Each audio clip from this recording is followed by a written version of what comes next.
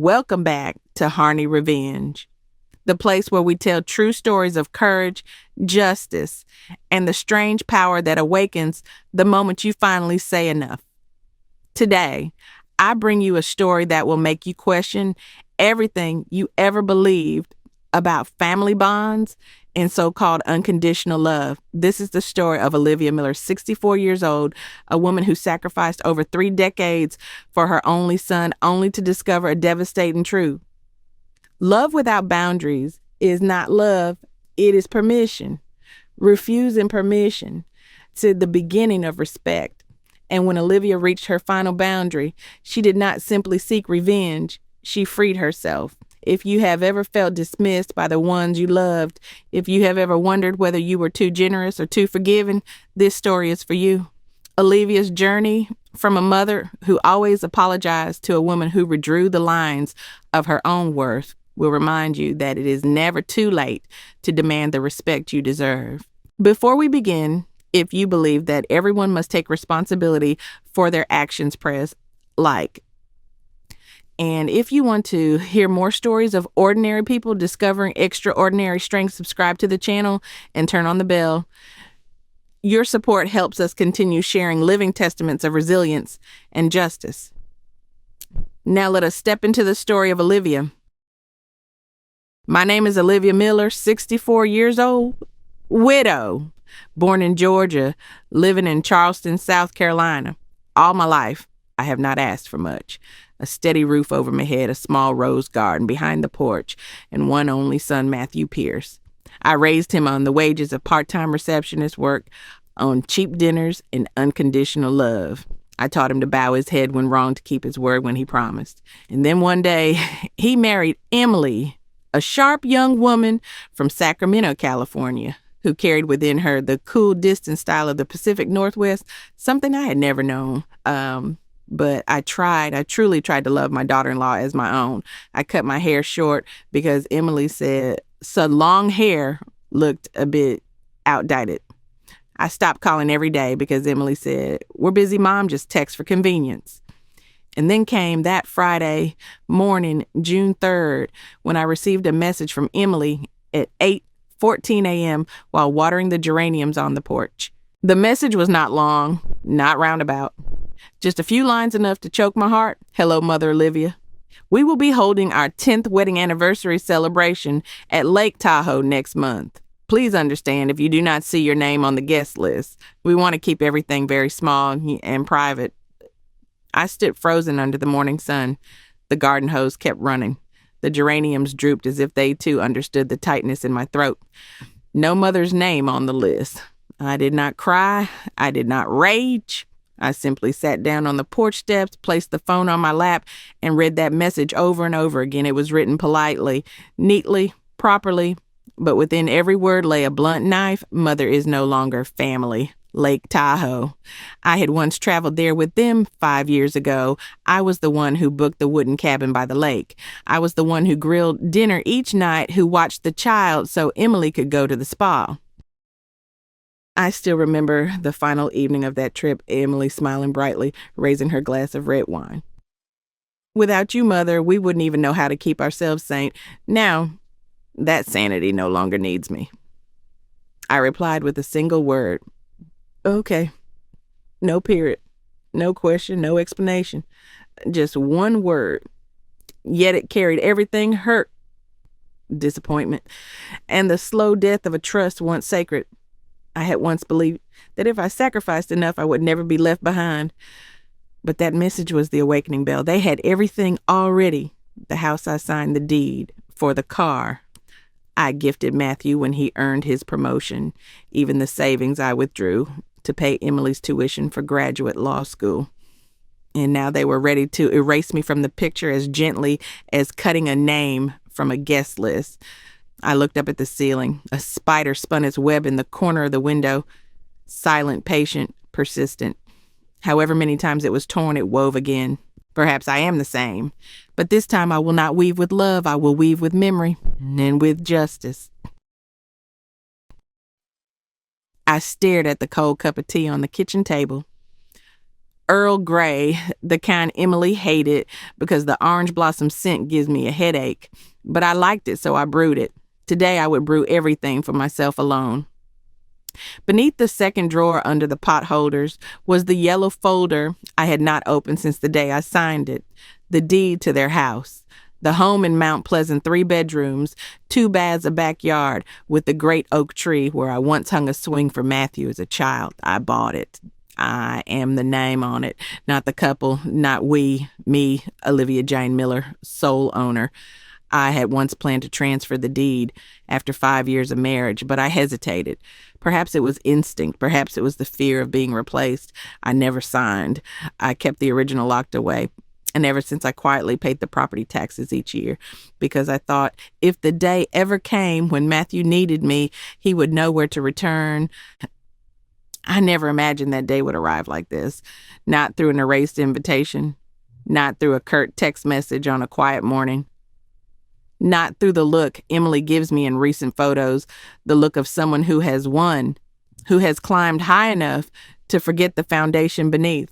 I pulled out the folder, flipped through each page. Every word, every notarized line was a reminder that the house had never truly belonged to them. I called my old lawyer in Columbia, Mr. Raymond Prescott, the one who helped me draft my will when I was 50. Olivia. It's been a long time. What's going on? I want to add a condition to the residency rights of the house's inheritors. You mean placing restrictions on Matthew and Emily's names? No? I tightened my grip on the phone. I want them out of it altogether. A long silence on the other end. Then he said, we'll need to draft a new transfer document. Now, do you still have the original deed? I'm holding it in my hands right now.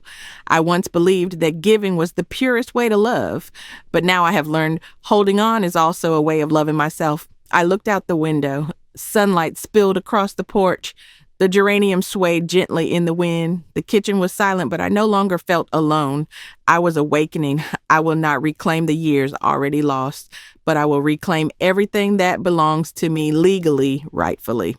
They think I am just an old woman, harmless, toothless, clawless, with no demands. And they forget one truth. Every piece of paper in this country carries weight when signed by the right hand. And this time, I will sign for myself. Last Thanksgiving, the day American called the most sacred, the day families gather around the oak table, sharing roast turkey, mashed potatoes, and stories long worn. I arrived with a pumpkin pie in my hands baked by me. Emily hated my crust too thick, she said. But I made it anyway because Matthew once told me without Mom's pumpkin pie, it isn't Thanksgiving. The house I once bought for them had changed. The walls were now painted a cold gray, the kind of style Emily favored from interior design magazines. No family photos lined the hallway anymore. Instead, abstract paintings, lifeless and personal. I smiled politely, handed Emily the pie. She took it with both hands, said, "Thanks, Mom," but her eyes never left her phone. When it was time to eat, I walked quietly into the living room, the long table set for 12. Each chair had a small handwritten card. I glanced around, searching for Olivia. Nothing. I looked up just as Emily gestured toward the far side of the kitchen. "The kids are at the small table over there, and, Mom, you can sit there too." We added a folding chair, the kids' table. 3 children under 10, 2 plastic folding chairs, a wrinkled tablecloth. No candles, no wine glasses, no conversations of adults, and a place card for me, Grandma O, scribbled in marker. My throat closed. I had once cooked the very first Thanksgiving dinner for my husband's family. I had set each porcelain plate, folded every napkin, prepared stuffing by my mother's recipe from Georgia, and now I was cast aside like a formality. I sat in the folding chair, my hands cold despite the furnace heat. The children laughed and played innocent. They had no idea the woman at their table had once been the heart of the larger one. I bit my lips, silently ate the dry turkey on my plate. No one offered me wine. No one asked about my year. I was no longer part of the family table. I was an onlooker, a shadow, a memory. That night when I got home, I sat in my car for 15 minutes before stepping out, and before I did, I whispered, "Next time, if I must sit at the last chair, I will be the one to draw the seat map." And I kept that promise. Emily never knew. or perhaps chose to forget that long before transferring the house, I had already met with my own attorney in downtown Charleston, a modest office near the old St. Philip's Church. It was there I signed a revocable living trust, a living trust I could amend, in which Matthew and Emily's house was only one piece of a plan I quietly put in place the day I turned 60. I remember that morning, my lawyer, Mr. Gerald Whitmore, asked me, "Do you want to add any conditions other than them being your biological heirs?" I shook my head then. Just one line. The assets in the trust shall only be maintained if there remains a true familial bond and genuine love. Back then, I thought it was obvious. I never imagined my own child would need such a bond written in ink. But after Thanksgiving, after the kids' table, after Emily's averted glance, I printed out the entire trust again. I read each line, each clause, and then I called Mr. Whitmore. "I want to update the addendum," I said plainly, "concerning the house, Mrs. Olivia. Not just the house, all assets in the trust. I want to add conditions tied to moral responsibility, to filial duty." He was silent for a moment, then replied softly, "Still within the scope of South Carolina law. We can do it." 3 weeks later, I signed the amendment. In it, one clause was written in capital letters. All assets in the trust shall only be maintained if the direct family bond is proven through action, communication, and intentional presence. In the event of being treated as a stranger, the assets shall be redirected to another purpose. I chose that purpose to be a scholarship fund for orphans in the community. Emily still believes that house is theirs, that because their names are on the sign out front, they've won. But in the legal records of Charleston County, the rightful owner remains the Olivia M. Miller Family Trust. I didn't take it back. I didn't sue. I didn't scream. I simply turned the key. They think I am the mother at the kids' table. They forget I am the one who writes the rules. I did not need to raise my voice. I only needed the law. After completing the trust amendment, I sat at the dining table, the one Emily once dismissed as too old-fashioned for our modern style, and began writing a letter. Not to Matthew, not to Emily, but to the Homeowner Association, HOA, the governing board of the neighborhood where I have paid every maintenance fee since the day the keys were handed over. The letter began calmly: "To the board of the Lakeside Ridge, HOA, I am Olivia M. Miller, the grantor and legal truster of the home located at 419 Pebblewood Drive, currently occupied by my son and his wife. While I do not reside in the property full time, I am the financial contributor for all HOA dues, assessments, and community upkeep fees. I am writing to formally report incidents of verbal harassment, exclusionary behavior, and psychological hostility perpetuated by one of the residents, Emily Miller, toward me, the legal benefactor of said home." I listed evidence, Emily's messages, asking me to stay away from community events, even as I remained the sponsor of the annual spring gathering. I emphasized that being excluded from a community I still fund constitutes discrimination and a violation of the covenants, conditions, and restrictions, CC&Rs, of South Carolina HOA law. I ended the letter with a warning, quiet but edged like steel. As a financial stakeholder in this HOA and as a citizen protected under state anti-discrimination housing law, I reserve the right to escalate this matter legally should hostile behavior persist. 3 days later, I received a reply. An email from the HOA president, Mrs. Carla Duvall. "Dear Mrs. Miller, we were unaware of the dynamic in your case and take your concern seriously. An internal review will begin immediately. Furthermore, your continued contributions to our community are recognized and appreciated. You are and always have been considered a member in good standing of Lakeside Ridge." I smiled. Not because I had won, but because I would no longer allow them to dismiss me. Emily will not know why her request for guest standards at the summer festival was denied. She will not understand why the HOA invited me to give the opening remarks at that very festival. She will be even less able to fathom why I was seated beside the president at the dinner table this year. But I understand, because the old mother knew how to navigate a system the arrogant daughter-in-law never bothered to study. In my house sits a small safe hidden behind the wooden panels of my closet, where I keep the things Matthew and Emily have never asked about. No one cares about paperwork when they assume money will always flow from the mother. But that day, I opened the safe. I pulled out the file my family attorney once sent me, the last will and testament, the will I first wrote when Matthew had just married. Back then, I still trusted. I still dreamed of a multi-generational home, but not anymore. I called the law offices of Hensley and Price requesting an urgent appointment. The attorney peered at me over his half-rimmed glasses, pen poised in hand. What do you want to change in your will? Did not hesitate. Erase every inheritance for Matthew Miller and any of his descendants. He frowned. Everything, including property retirement accounts, stock holdings.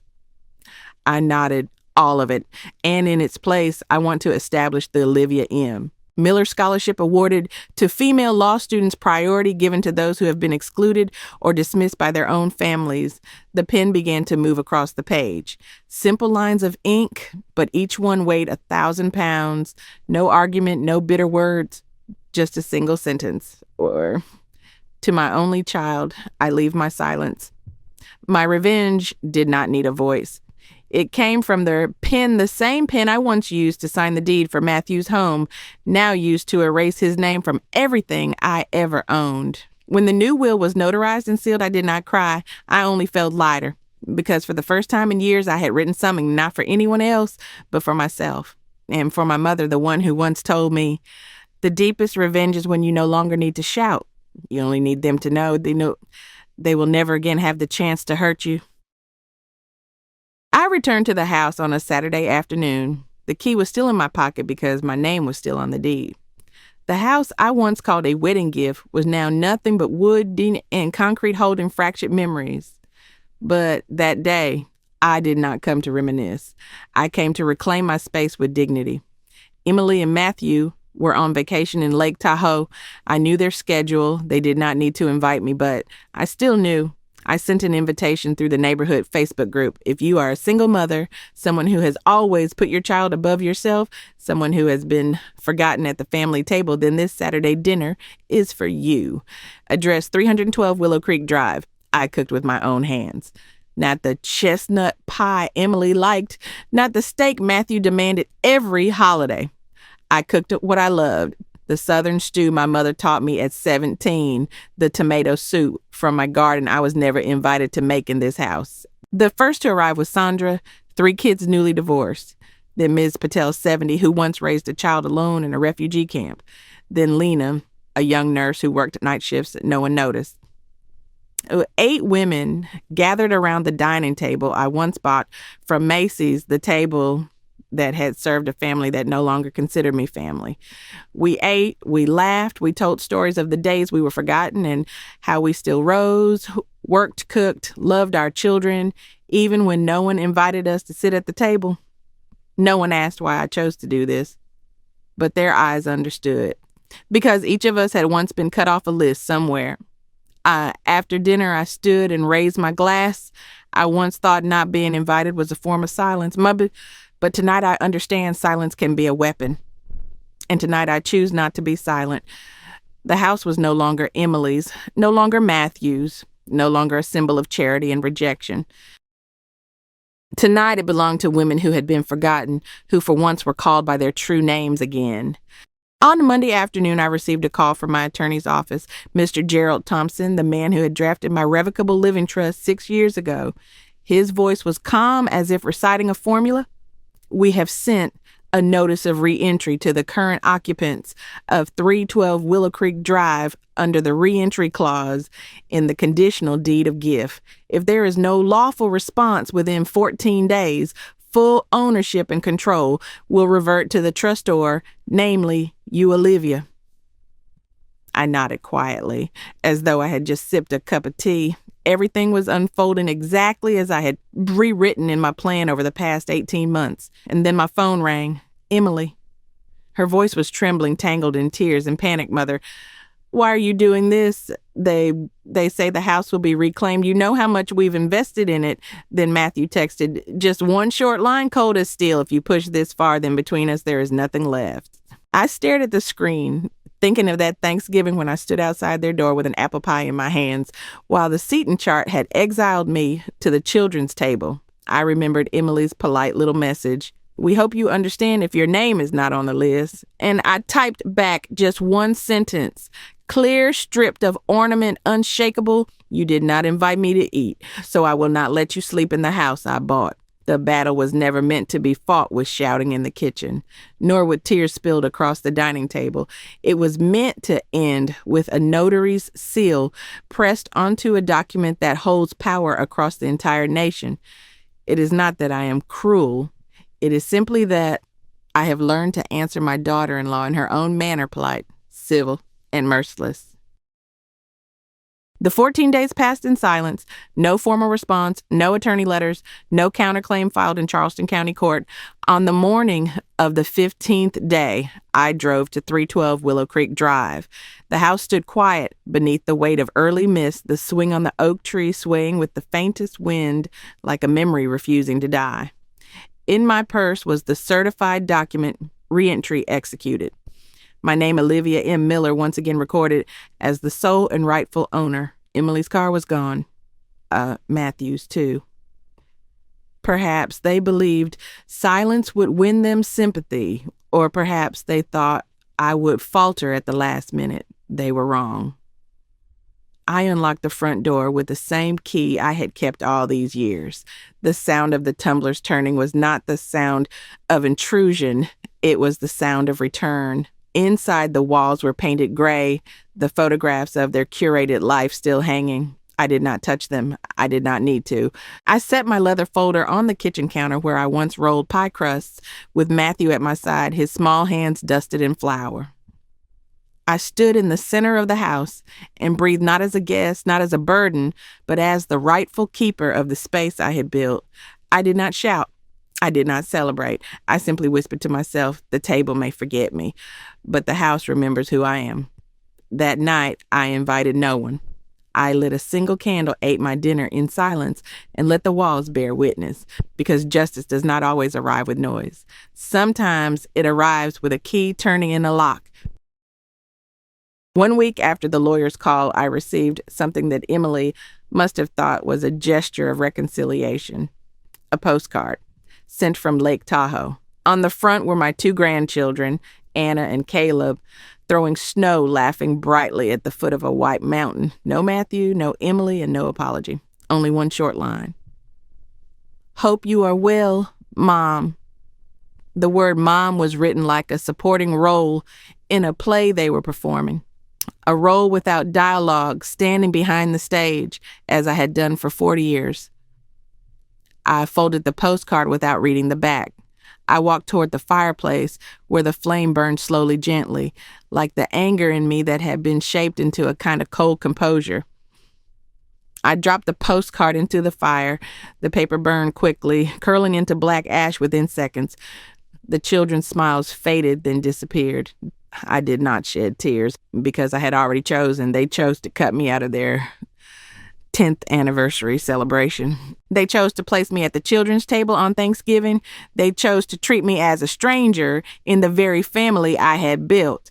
And now, for the first time in my life, I also chose. I chose not to return, not to Lake Tahoe, not to Thanksgiving, not to the old house where I had once laid the first tablecloth after my husband's funeral. I chose silence. I chose dignity. I chose to step out of a story where I had become nothing more than a footnote.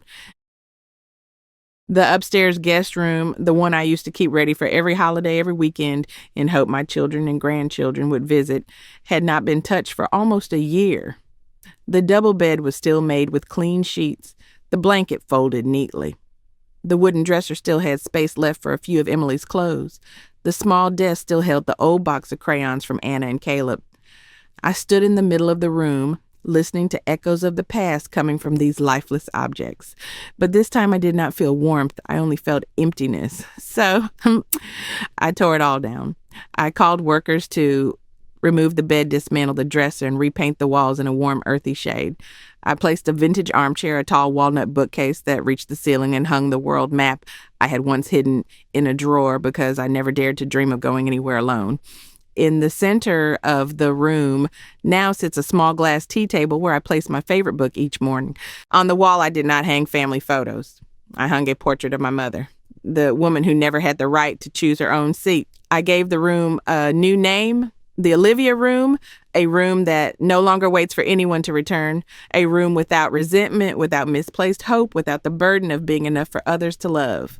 A space for me to read, to write, to remember, and to live the way a mother finally no longer needs to be a shadow.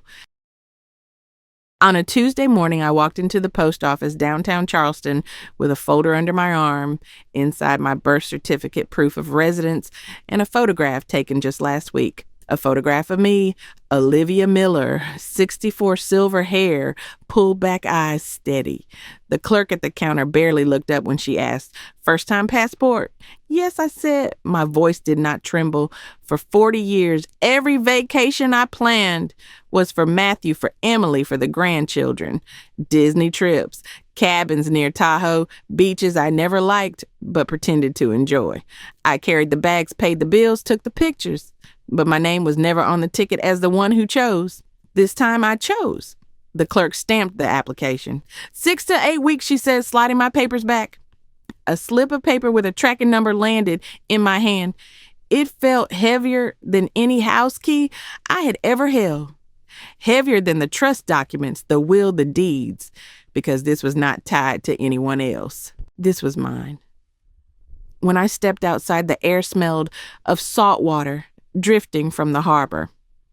For the first time in decades, I did not wonder what Emily would say or whether Matthew would approve. I only thought of where I would go first. Perhaps Venice, the place Harold once whispered about, though he never took me. Perhaps Ireland, where my mother's stories began. Or perhaps nowhere anyone expects. The world map in the Olivia Room is no longer a decoration. It is an itinerary.